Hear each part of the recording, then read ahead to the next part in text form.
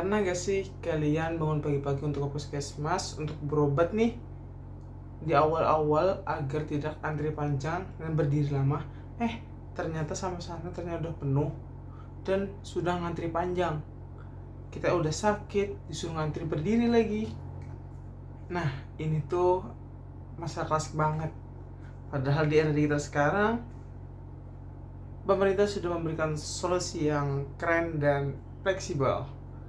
Contohnya aja di Surabaya, mereka udah bikin inovasi bernama program e-healthy buat motong antrian yang mana biasanya tembus sampai 100 sampai 300 orang. Sekarang tinggal rebahan dan daftar lewat HP aja. Terus kita datang sesuai jamnya. Jadi kita nggak perlu ngantri ngambil antrian dan tidak perlu nunggu seharian di puskesmas. Namun realitanya di beberapa tempat seperti puskesmas Kalijudan, aplikasi ini masih sepi peminat dan warganya masih ngantri manual. Kok bisa ya inovasi canggih ini malah dicuekin? Yuk kita bahas dan kita bedah. Kalau kita lihat dari kacamata penelitian yang ditulis oleh Agrenisi Putri, masalahnya ada di proses penyebaran idenya atau bahasa kerennya difusi inovasi. Bikin aplikasi mungkin gampang, tapi mendesain cara agar masyarakat mau menerima inovasi kita itu cerita yang berbeda. Di lapangan, usut punya usut, ternyata banyak warga yang literasi digitalnya masih rendah. Nggak semua orang pemilih literasi sama internet. Ada loh yang gak punya HP yang mendukung.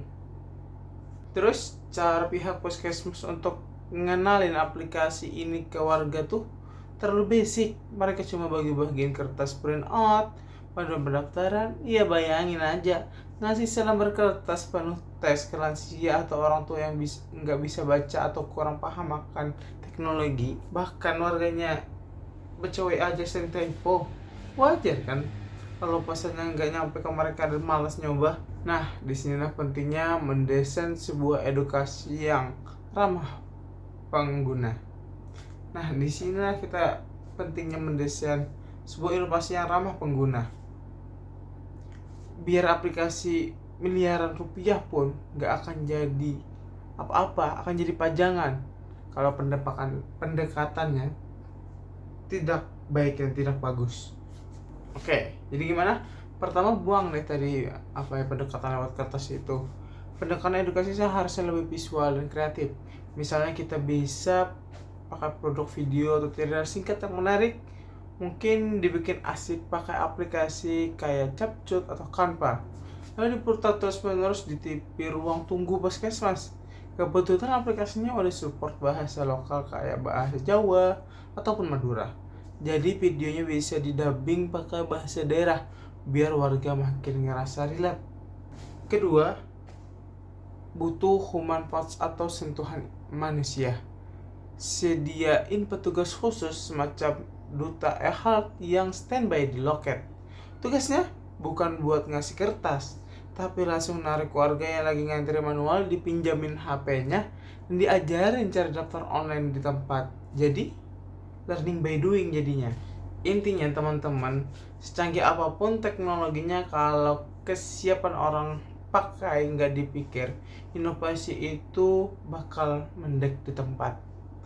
Kita nggak cuma butuh programmer buat bikin aplikasi, tapi juga butuh desainer pembelajaran yang ngerti cara mengedukasi masyarakat. Gimana menurut kalian? Di puskesmas atau rumah sakit daerah kalian, sistem antrian online-nya udah jalan lancar atau masih mendek aja atau masih manual? Coba cerita di kolom komentar apa yang kalian rasakan. Saya Ahmad Nurjaini, sampai jumpa.